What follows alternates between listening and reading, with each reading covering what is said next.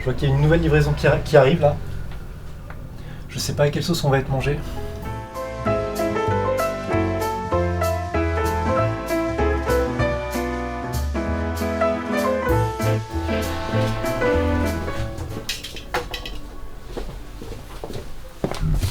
C'est l'office. Ouais, nouveauté chez UD. On a la nouveauté de chez Oxymore Édition, West Fantasy tome 2 déjà. Alors, ils sont partis pour aller vite. Hein.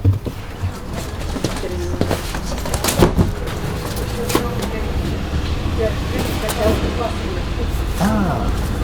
Bon, ça c'est juste une PLV, hein, donc publicité sur le lieu de vente, pour un titre qui s'appelle Spriggan.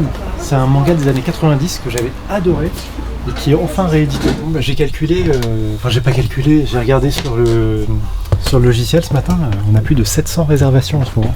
Waouh, impressionnant. Alors battre le rappel des troupes là, parce que faut venir chercher vos réserves. Internet aussi inclus ou... Oui, non, c'est tout inclus. D'accord. Tout inclus. Il y a des grosses commandes qui vont partir et ça va vider le stock là. De toute façon, là on est au mois de juin.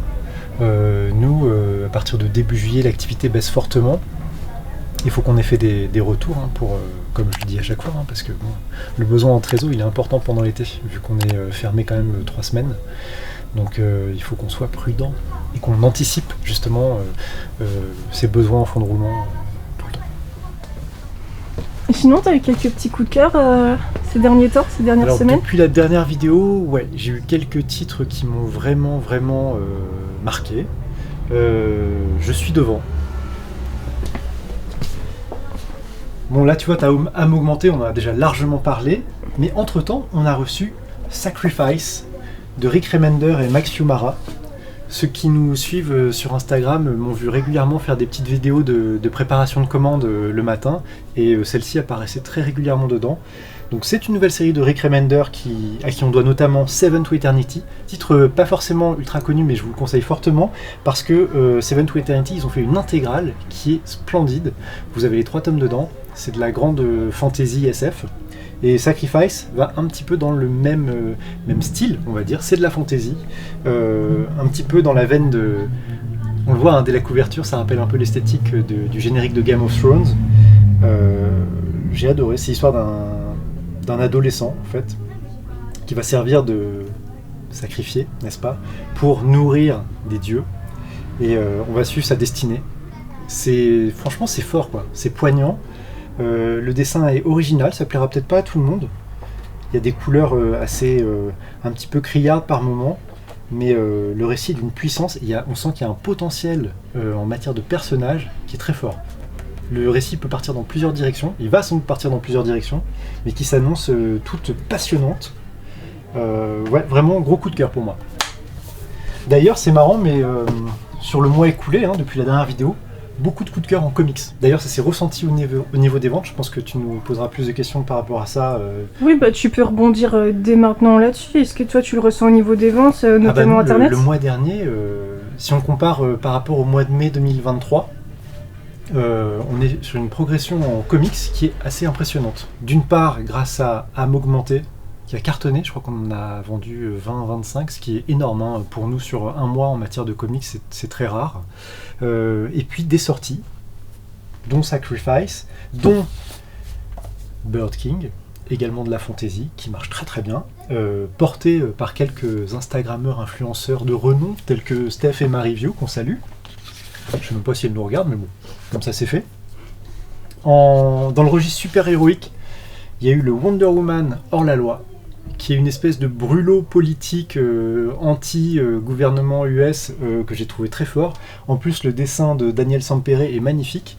Je crois me souvenir que quelqu'un nous avait fait la remarque qu'on ne voyait pas assez l'intérieur des albums. Donc je me permets de montrer quelques pages comme ceci. Il y a vraiment des planches d'une puissance et qui accompagnent parfaitement le scénario de Tom King, évidemment. Vous connaissez notre amour pour ce scénariste d'exception. Ton amour surtout. Ouais, alors, il y a beaucoup de textes. Hein. On dirait presque un Blake et Mortimer. Mais franchement, c'est excellent. Voilà, à découvrir. Et toujours en comics, Kaya. On a parlé de Rick Remender, le scénariste de Deadly Class, et ben maintenant on parle du dessinateur de Deadly Class, Wes Craig, qui portait en fait un projet en lui depuis bien longtemps, bien avant Deadly Class, mais qui avait encore jamais eu l'opportunité de créer cette série. Et là, il le fait. Et Kaya, toujours de la fantasy, toujours un univers ultra original, un mélange de plein de cultures. Il y a de la culture africaine, il y a de la culture, je dirais, amazonienne, avec des créatures qu'on voit en Amérique du Sud. Voilà, il y a des paysages comme ça, extrêmement verdoyants, avec un dessin qui est sensationnel. Moi, j'aime beaucoup son style. Les créatures sont limite cartoonesques, comme on voit ici. Et c'est très très dynamique. Et je précise que le tome 1 est en prix de lancement à 10€, et ce jusqu'au 24 août 2024. Traînez pas. Toujours en comics, mais là on va revenir sur un grand classique de la librairie, c'est le duo Brubaker-Phillips avec Là où gisait le corps, qui est un one-shot. Ça change un petit peu de ce que font habituellement ces deux auteurs, que ce soit Reckless ou Criminal, où on est vraiment sur du polar assez traditionnel. Là c'est presque plus un exercice de style. Regardez la page que je vous présente, on y voit un quartier paisible aux États-Unis, sauf que un meurtre est commis et que donc les soupçons vont se porter sur les différents habitants de ce voisinage, de ce quartier paisible. Donc tu as une narration un peu éclatée avec les personnages qui prennent la parole les uns après les autres, tu découvres un petit peu leur vie intérieure. Beaucoup de scènes... Merci, je vais devoir flouter. Ouais, pas le choix. Voilà. Moi j'ai trouvé ça très bon. C'est un peu différent de ce qu'ils font d'habitude, mais je trouve que ça montre aussi toute la finesse scénaristique dont est capable Ed Brubaker. Et c'est pas fini. Est-ce qu'il nous reste encore celui-ci, lu ce week-end et adoré. C'est Void Rivals. C'est la nouvelle série de Robert Kirkman et de Lorenzo De Felici. Ils avaient bossé ensemble sur Oblivion Song. En fait, l'ambition de Robert Kirkman avec cette série et celles à venir, c'est de créer ce qu'on appelle un Energon Universe, qui va réunir cette série ainsi que celle sur Transformers et sur G.I. Joe. Gros projet, alors tous les enfants des années 80 ils vont se régaler. Moi j'ai lu celui-là, j'ai adoré, c'est du space opéra décontracté, ça fait un peu penser à du Gardien de la Galaxie. J'aime beaucoup le dessin de Felici. Certains, on en a discuté sur le groupe WhatsApp de la librairie, trouvent que De Felici il est moins bon que sur Oblivion Song. Alors peut-être, mais moi j'aime bien, il y a une espèce de patine un petit peu années 80 qui me plaît beaucoup. Et ça n'empêche pas ces personnages d'être ultra charismatiques. Et ça donne quelque chose d'un peu, je sais pas, un peu intemporel. En tout cas, vrai bon moment de lecture. J'en attendais pas grand-chose parce que personnellement, je ne suis pas un fan de première époque de Transformers et de cet univers. Mais voilà, tu vois, ça donne ça. Il y a vraiment un côté space opéra, un petit peu à la Star Wars, des choses comme ça. Avec des personnages méchants, très méchants, des gentils un peu ambigus. Donc ouais, franchement... Très belle surprise. Et tu voulais nous parler d'un manga aussi, je crois. Oui, également. Attends, je remets l'exemplaire avec un bandeau devant parce que là, on voit bien le nom de Robert Kirkman. Ouais, pareil, c'est encore une fois grâce à la communauté WhatsApp, mais quelqu'un sur la commune m'avait parlé, alors j'arrive pas à me souvenir de qui c'était, d'un nouveau manga. Et du coup, je l'ai lu ce week-end et j'ai adoré. Ça s'appelle Stand By Me Kakuemon.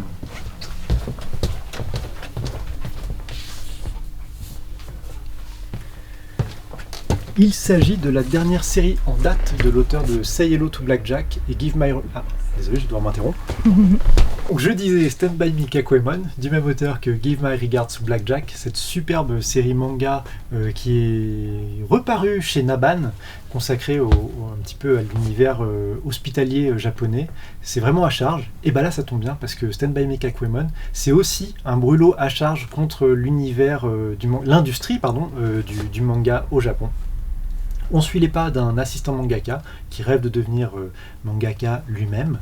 Et là, on va découvrir un petit peu les dessous de cette industrie, la difficulté d'exister pour des jeunes assistants qui sont déjà sous la férule du mangaka, qui se comporte en tyran, autoritaire, etc. Et puis aussi des éditeurs qui donnent leurs directives et qui dirigent vraiment en fait l'orientation que va prendre un manga. C'est excellent, c'est assez cru, je précise. Il vaut mieux l'adresser à un lectorat plutôt 16, 17 ans, 18 ans que comme Bakuman par exemple, qui lui est vraiment un manga adapté pour des jeunes lecteurs de 12-13 ans qui voudraient un petit peu découvrir l'univers idéalisé du manga. Je vais te montrer quelques planches intérieures pour que les gens puissent se faire une idée. Super illustrateur, hein, Shuo Sato. Je parlais du fait que le manga est assez cru. Je le compare pas mal à Errance de Inio Asano. Voilà. Parce qu'il n'élude aucun sujet. La preuve. Hein, tu nous feras un petit flou artistique là-dessus, Mathilde? Alors, il y a une 50aine de pages en couleur, ce qui montre quand même le soin que Meian accorde à ce titre. Il y croit, j'espère en tout cas. Et voilà, après on passe en noir et blanc. Et ce qui est amusant, c'est que le héros du manga est souvent accompagné par lui-même, mais un lui-même beaucoup plus âgé, qui vient du futur pour lui dire les erreurs qu'il a commises et que lui ne devrait pas recommettre. Voilà, pour essayer de changer, de modifier le futur. Très bon titre, 3 tomes parus au Japon, un seul pour l'instant en France. Alors le gros bémol, c'est que à l'heure actuelle, les 3 tomes sont parus en l'espace de 5 ou 6 ans. Donc voilà, je sais pas trop où on va, mais je trouve que ça mérite le coup d'être lu, même si c'est qu'un tome 1, parce qu'il est déjà très fourni, il y a beaucoup de matière dedans, et c'est très intéressant de découvrir un petit peu les dessous de cet univers, d'un point de vue engagé, qu'on n'a pas forcément l'habitude de voir de la part des auteurs de manga, qui restent souvent quand même assez lisses, je dirais. Et là, Shuo Sato, lui, il a du tempérament, il le laisse s'exprimer, et d'ailleurs je crois qu'il est connu au Japon pour soutenir les jeunes auteurs, pour les aider à grandir dans ce milieu, sans se faire écraser par les éditeurs.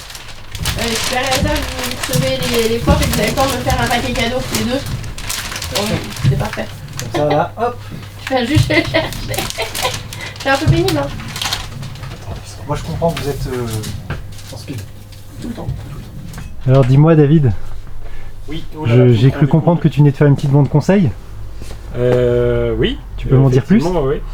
C'est une série... alors ça dépend à quoi tu penses. Mais effectivement, c'est une série qui est sortie il n'y a pas si longtemps que ça, en tout cas pour les derniers tomes, puisque la particularité c'est que c'est une série triple.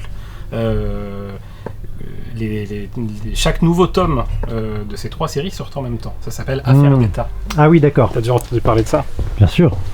J'ai plus les premiers tomes maintenant pour montrer. C'est ballot. C'est quel lectorat selon toi? Ça c'est du lectorat de fiction historique. On est sur... hop là, je sais pas si je peux bien les montrer. On est sur de l'enquête semi-historique parce que c'est quand même un petit peu romancé, dans laquelle on va suivre donc ces 3 grands thèmes très actuels que sont le djihad d'extrême droite et la guerre froide. La guerre froide plus historique du coup, là où le reste on va suivre plutôt du polar, et c'est par les auteurs qui, si je me dis pas de bêtises, qui avaient fait déjà les mystères de la 3e, 4e et 5e République, qui étaient sur le même modèle. Donc ils sont habitués à ce genre de concept. Voilà, effectivement. On va suivre ça en parallèle, et l'avantage c'est qu'on lit que ce qu'on veut. Ce que je disais au monsieur, c'est qu'il n'y a pas besoin de lire une série pour lire l'autre. D'accord. Voilà. Okay. Donc, c'est avantageux. Il y a de quoi faire pour les amateurs de mystères et autres polars, est un peu d'espionnage comme ça. Il me semble que tu as vendu avec un autre volume très épais, oui, un de tes classiques. On le connaît bien celui-ci ici, mais là je ne l'ai plus pour le montrer du tout, c'était le dernier. C'est l'excellent La Bombe, évidemment, paru chez Glénat il y a 4 ans de ça, maintenant 4 ou 5 ans de ça, qui raconte la conception de la bombe atomique, le projet Manhattan, le fameux, jusqu'à Hiroshima. Voilà, donc des années de recherche où on va suivre tous les acteurs de ce grand projet militaire, donc aussi bien les militaires, les scientifiques, mais aussi la partie civile qui s'occupe de tout ça. Merci donc, beaucoup. Un secret très bien gardé, mais pas tant que ça finalement. Merci, puis c'est bien, ça peut compléter le visionnage du film Oppenheimer de Christopher Nolan. Tout à fait, sorti l'année dernière. On nous l'a beaucoup demandé d'ailleurs à cette occasion-là, et c'est vrai qu'il apparaît dans la BD. Qu'est-ce que tu veux nous présenter? Alors moi je voulais vous présenter deux BD, dont L'Homme en Noir. Oula, oui. Ouais, sujet assez difficile. Pardon, je m'éclipse. Un sujet assez difficile, mais très bien, très bien traité, j'ai trouvé. Avec beaucoup de subtilité, beaucoup de justesse. J'ai pas trop envie d'en dire énormément parce que je trouve qu'il faut découvrir vraiment le sujet en lisant la BD, tout en sachant que ça s'adresse quand même à un public assez averti. Oui, bien sûr. Voilà, parce que ça concerne un enfant. Et le dessinateur est déjà très connu, je crois. Oui, c'est Panachione, c'est lui qui a dessiné l'Océan d'amour, Océan d'amour, notamment. Et j'aime beaucoup son dessin. Son trait est différent, d'ailleurs. Oui, mais je trouve que c'est... justement, son dessin apporte beaucoup à l'histoire. Ah ouais, elle est impressionnante, cette planche. Oui, elle est très impressionnante. Et celle-ci aussi. Dès le début, on est plongé dans une atmosphère extrêmement sombre, c'est glauque, malgré des couleurs assez claires. Voilà. Ok, merci. Donc ça, c'est vraiment un énorme coup de cœur pour ma part. Et le deuxième, c'est Racine de Lulubi. Alors Lulubi, on la connaît notamment pour Et à la fin, il meurt. Elle a aussi fait un album sur les personnes à haut potentiel intellectuel. Ouais. Et puis là, elle revient avec Racine, qui parle de racines de cheveux. Ouais, dont tu as posté d'ailleurs... tu as posté un article dessus hier sur Instagram. Sur Instagram, oui. Ouais. Et que j'ai toujours pas mis en story d'ailleurs, merci de me Et donc, elle parle d'une petite fille qui a les cheveux crépus et qui est très complexée par ses cheveux qui sont impossibles à coiffer. Et en grandissant, elle va essayer de dompter sa chevelure en les lissant, en passant par tous les coiffeurs du monde, etc. Elle va chercher par tous les moyens à dissimuler en fait sa nature de cheveux. Exactement, mais ça ne parle pas que de ça parle aussi de ses racines réunionnaises. Et tout ça est entremêlé de façon extrêmement intelligente, j'ai trouvé. Comme toujours avec Lulubi. Comme en fait, toujours. Que... Alors, avec Lulubi, c'est toujours des passages de fiction, mais aussi des passages vulgarisés, et je trouve que ça fonctionne très très bien. Voilà, avec un dessin très simple, mais très efficace. Et voilà, des passages historiques comme ça. Et puis des passages plus dans la fiction. Voilà. Ok. Et des dessins très expressifs, je voulais dire. Puis la couverture est superbe. Oui, je la trouve super parce qu'en fait ça se voit peut-être pas, mais c'est texturé aussi, comme les cheveux de l'héroïne. Et tu voulais aussi nous parler d'un de tes coups de cœur récents, David? Tout à fait, oui, parce que vous n'êtes pas sans savoir que j'aime la bonne bouffe. Et Xavier d'Horizon aussi, manifestement. Attends, je vais prendre la couverture en entier. Hop là. Avec Ulysse et Cyrano, donc de Xavier d'Horizon. Et mis en dessin par Stéphane Servin et Antoine Christo, je ne sais plus qui fait quoi, vous m'excusez. Eh bien Antoine Christo est au scénario et Stéphane Servin au dessin et à la couleur. Et la couleur, croyez-moi, il y a du taf là-dessus, c'est magnifique. Ulysse et Cyrano, c'est l'histoire de ce jeune garçon de très bonne famille dans les années 50 qui est envoyé à la campagne pour finir ses études et obtenir son baccalauréat. C'est à ce moment-là que lui va rencontrer ce monsieur Cyrano, ancien grand chef cuisinier, qui va lui transmettre l'amour de la bonne cuisine française de notre terroir. Problème, c'est que lui, la cuisine moderne, il n'y connaît rien. Alors, ça va être le défi à relever pour que lui, ce jeune garçon, Ulysse, se lance dans la cuisine. Un album magnifique, à tout point de vue. Bon, déjà rien que ce genre de planche.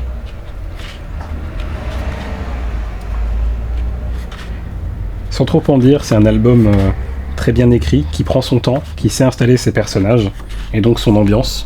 Ça fonctionne très bien à ce niveau-là. Voilà l'ambiance des années 50, après-guerre également. Il y a tout un sujet à propos de ça. Et puis, voilà les bons petits plats. La cuisine de ce monsieur Cyrano qui donne envie. Qui n'est pas très bonne pour la santé, paraît-il, mais qu'on dirait aujourd'hui. Mais c'est pas grave, hein, le gras c'est la vie. Et voilà, on va suivre la passion de ce jeune homme qui petit à petit prend forme jusqu'à peut-être le mener quelque part là-dedans. Très bel album, une réussite, encore une fois, par Xavier d'Horizon. Est-ce que c'est toujours très dur de faire la mise en place chaque semaine? Bon, ça dépend des semaines, là ça va encore. En fait, c'est pas tant que c'est dur, c'est que c'est long et comment dirais-je, crève-cœur, parce qu'en fait, quand il y a énormément de nouveautés, il faut choisir lesquelles on va mettre par rapport à la place qu'on a et lesquelles on va enlever. Alors qu'il y en a qui sont très récentes. Et c'est tout le problème en librairie en ce moment. Un livre qui vient de sortir, il a peu d'exposition, justement parce que c'est le jeu des chaises musicales tout le temps. Et voilà, on a beau essayer de lutter contre ça, notamment pour garder nos coups de cœur en avant, etc. y a une production telle que, à un moment donné, on fait 30 mètres carrés et pas un de plus, quoi. Donc voilà, il faut jongler avec ça tout le temps. C'est ça le plus difficile. C'est juste une histoire de choix. Ça, c'est le tome 2. On ronronne chez Avaron, et ça, c'est le tome 1. Sage comme un nuage. Sage comme un nuage. Ah bon, Ouais. bah alors je vais prendre ça. C'est trop mignon. Le seul risque, c'est qu'après, il vous réclame à corps et à cri un petit chat. Ah bon. C'est pas grave. Et alors, il faut prendre les deux tomes, alors pour être bien. Moi, je dis pour être bien, Mais faut comme ça, je vais toujours... prendre 2 tomes. Ça va me faire un petit cadeau d'avance. Merci. Donnez-moi ça.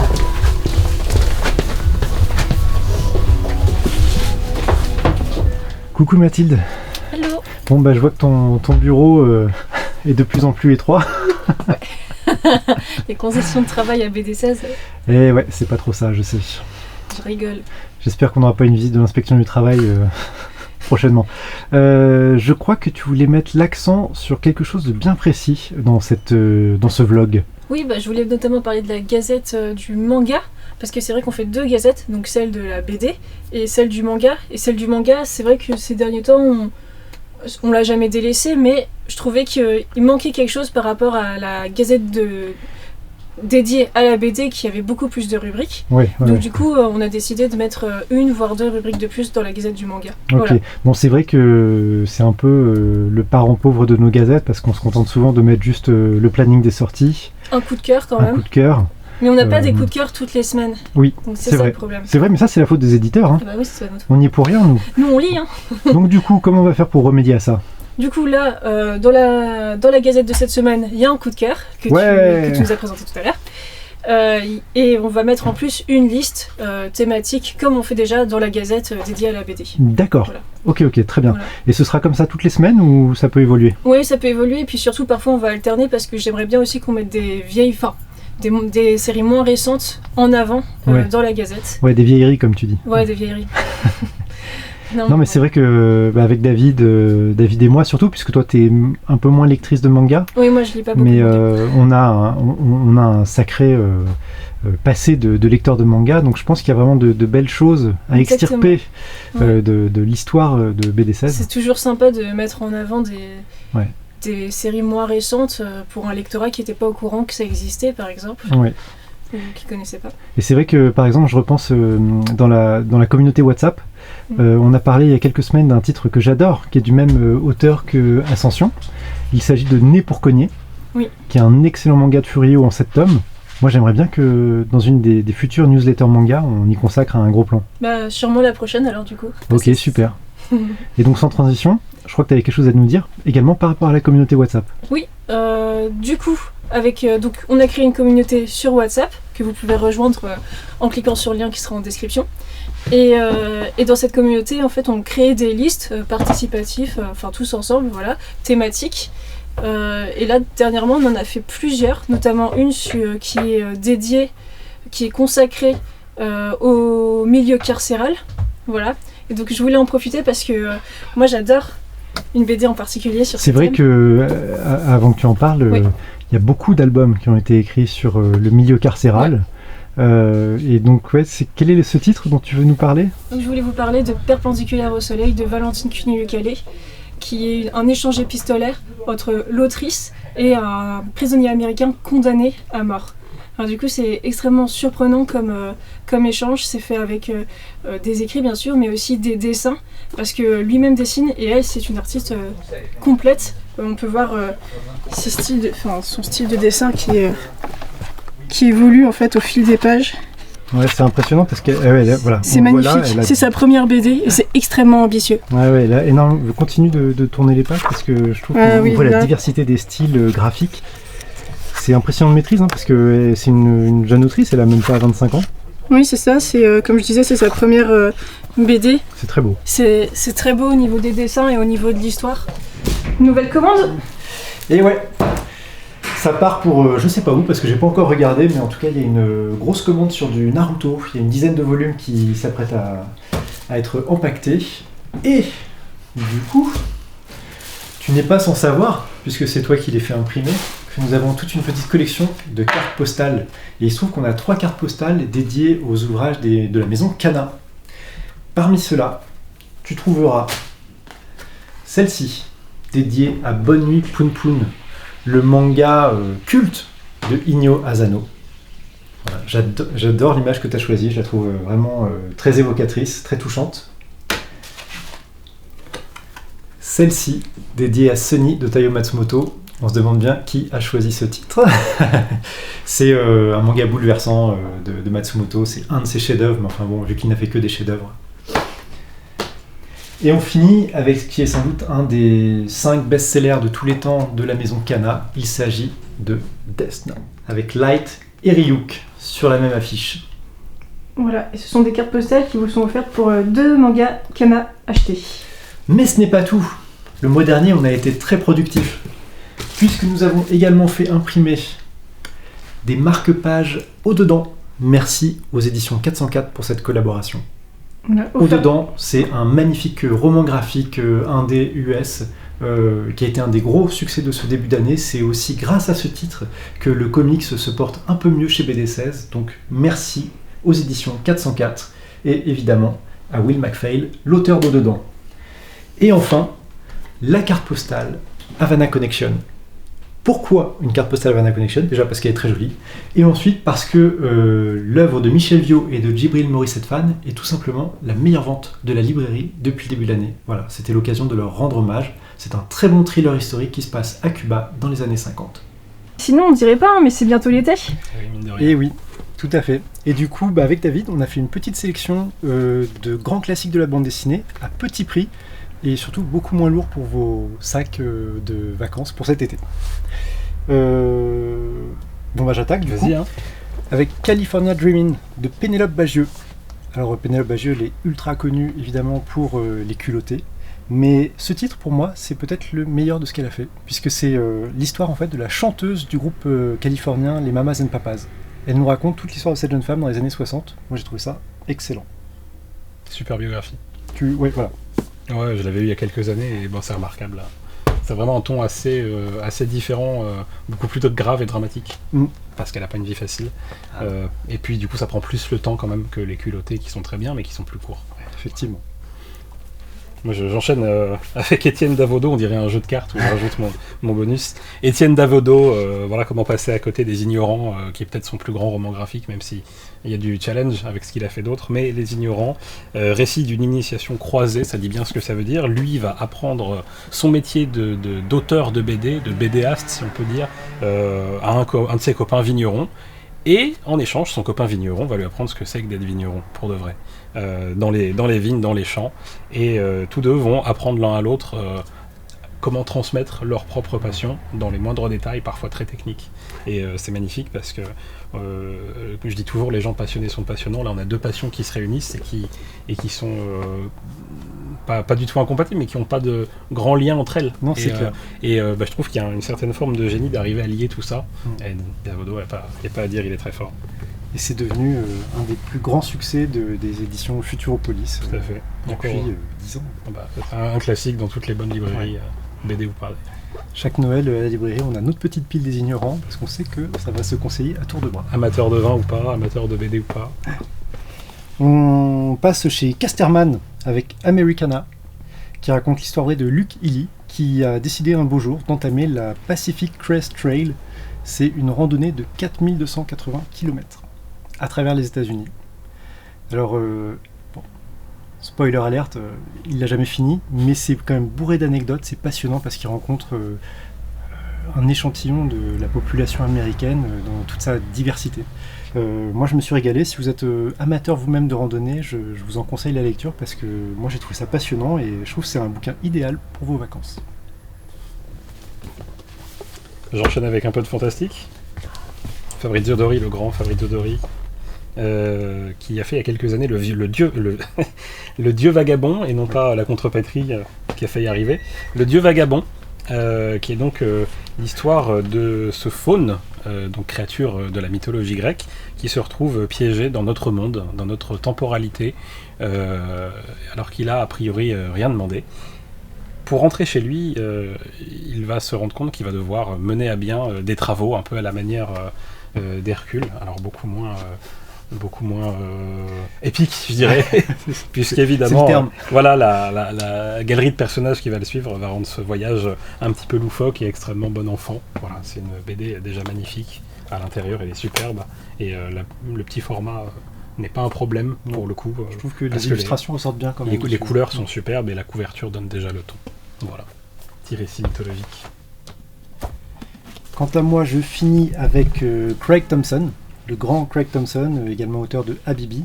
Là, c'est son premier grand succès, Blankets, qui est un récit autobiographique dans lequel il raconte son adolescence, sa première histoire d'amour, sa relation à la religion également, puisqu'il faisait partie d'une famille un peu fondamentaliste religieux. Et puis on retrouve, c'est vrai qu'on n'a pas encore montré les dessins, mais le style Craig Thompson, c'est devenu vraiment une marque de fabrique au fil du temps. Et ça me permet de vous annoncer qu'à la rentrée sortira le nouveau roman graphique de Craig Thompson, justement. Du coup, je termine avec un autre album de chez Sarbacane, puisqu'ils ont eu le bon goût de mettre du Pierre-Henri Gaumont dans cette sélection, et je ne pouvais pas passer à côté, avec l'un de ses premiers albums, sinon son premier album, un des premiers. Pereira Prétend, qui est l'adaptation d'un grand roman de... je ne sais plus son nom à l'auteur. Tabouki. Je ne voudrais pas l'écorcher, oui. Mais on corrigera. Donc un roman qui se passe au Portugal de Salazar. On va suivre... cet homme qui va se rendre compte petit à petit de la dureté du régime, alors que lui, plutôt privilégié, un petit peu bourgeois, jusqu'à présent, n'avait jamais eu trop de problèmes.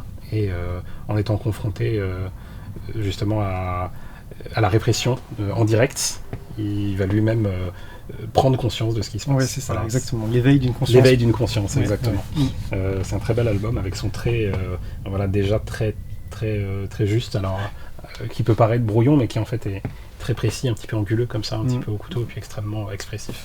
C'est vrai que ça fait longtemps que je ne l'ai pas relu, mais on retrouve déjà tout ce qui fait le côté très vif de son trait. Hein. Alors comme beaucoup d'auteurs, son trait s'est affiné aujourd'hui quand on lit des titres plus récents, mais il y a quand même déjà toute l'essence de la mise en scène de Gaumont là-dedans, et c'est superbe. Puis les couleurs, superbes aussi.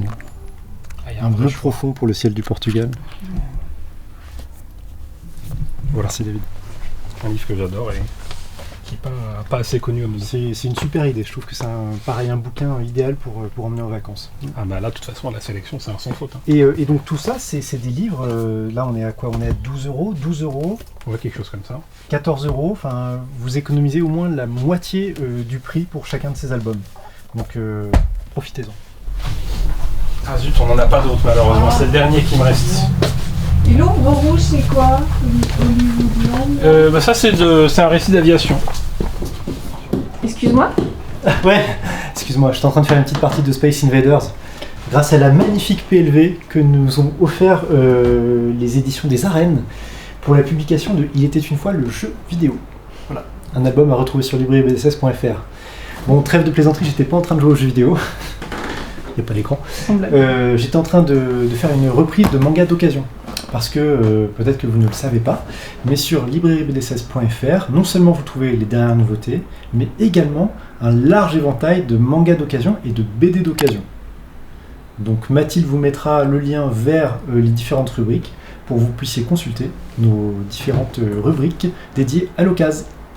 Super, merci. Je t'en prie. Et dans ce que tu as réceptionné, qu'est-ce qui te fait le plus envie? Ah là, j'ai quelques couvertures, là, je sais pas vraiment encore de quoi ça parle, mais là, moi, j'aime bien la fantasy. Et j'ai un album là chez Delcourt qui vient d'arriver, Les Affamés du Crépuscule. Ça a l'air somptueux. Voilà, une histoire d'anciennes créatures qui viennent titiller les elfes et les humains dans cet univers. J'ai hâte d'en savoir plus. Je vous dis ça très vite. Et en plus terre à terre, il y a quand même quelque chose qui me titille aussi avec cette très jolie couverture. Les Hautes Solitudes, voyage en pays Golok. Alors je ne sais pas ce qu'est le pays Golok, mais manifestement ça se passe autour de la Mongolie, par là-bas. Donc voilà, des paysages magnifiques. En théorie, j'ai hâte de découvrir. Ce soir, je vais relire Spriggan, qui est sorti dans les années 90. C'est un peu la même époque que Eden, voilà, toutes ces séries de SF, vraiment de hard SF, parce que c'est ultra violent, c'est ultra nerveux. Si vous voulez lire un très bon thriller un peu cyber, Spriggan, vraiment à découvrir. Merci à Panini Manga de le rééditer. Alors, bonne journée aujourd'hui. Bah écoute, ouais, très bonne journée. Pas mal de boulot pour les uns les autres. David pas mal à la manute. Bah toi, bah forcément le mardi c'est préparation déjà du film, préparation de la newsletter manga. Et de mon côté j'avais un gros rendez-vous puisque c'était avec Média Diffusion, c'est-à-dire que c'est ma représentante qui s'occupe de d'Argo, Dupuis, Le Lombard, Cana, Urban. On préparait la rentrée puisque c'était août et septembre. Et donc non, une bonne journée chargée. C'est un peu dans la lignée du mois de mai. Je trouve qu'il y a plus de monde qui vient, il y a plus de monde sur le site. On sent qu'on est sur une bonne lancée. Ça fait plaisir. Et là, je suis en train de regarder ce que je vais prendre ce soir, mais je crois que j'ai fait mon choix. Je crois que tu as déjà interrogé David là-dessus et que nos choix se rejoignent pas mal. Ouais. Qui se ressemblent, s'assemblent. J'ai choisi The Prism chez Oxymore Édition parce que la couverture elle est dingue. Hein, franchement, de la science-fiction. Le dessin intérieur est plutôt intéressant. Il y a une grosse influence manga. On va voir, hein, des fois ça paraît intéressant et puis ça se révèle pas à la hauteur, mais en tout cas c'est plutôt sexy comme couverture. J'ai choisi également Les Affamés du Crépuscule chez Delcourt. La fantasy. Je trouve qu'il y a un gros retour à la fantasy depuis quelques mois, voire quelques années aussi, hein, avec toute la collection elfes, nains, orques et gobelins, etc. Mais là c'est de la fantasy américaine. Comme Kaya, comme Sacrifice. Ça a l'air vraiment intéressant. Et on finit sur un bouquin qui n'est ni de la BD ni du manga. C'est tout savoir sur Goldorak et les robots géants. Parce que je suis fasciné depuis mon enfance par les mechas. David aussi d'ailleurs. Lui il est plus Gundam. Et moi je suis plus Robotech. Enfin Macross. Voilà. Donc une espèce de MOOC sur l'univers des mechas. Par une ancienne journaliste de Animeland. Donc une vraie expertise. Voilà. Ça je le lirai petit à petit, mais ça me fait bien envie. Voilà. Bon bah super. Il est temps de rentrer maintenant. Ouais, il est l'heure de plier bagages. À bientôt.